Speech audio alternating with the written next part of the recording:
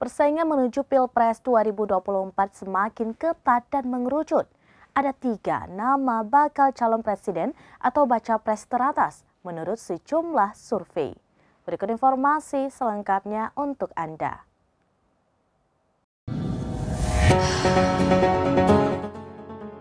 Persaingan menuju Pilpres 2024 kini semakin ketat dan mengerucut. Ada 3 bakal calon presiden atau baca pres teratas menurut sejumlah lembaga survei yakni Prabowo Subianto, Ganjar Pranowo, dan Anies Baswedan. Data yang dirangkum pada Kamis 20 Juli 2023, belasan lembaga survei mempublikasikan hasil survei terkait capres dalam 3 bulan terakhir. Dari banyaknya lembaga survei itu, elektabilitas Prabowo mendominasi, disusul Ganjar Pranowo dan urutan ketiga Anies Baswedan. Seperti diketahui, Prabowo Subianto bakal capres yang diajukan Partai Gerindra dan Partai Kebangkitan Bangsa atau PKB.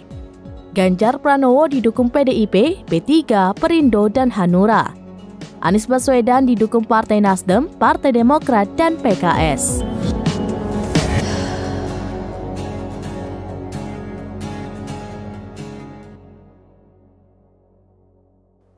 Demikian informasi terkini, Syedara Lun, saksikan terus beragam informasi lainnya. Jangan lupa like dan share seluruh akun sraminews.com.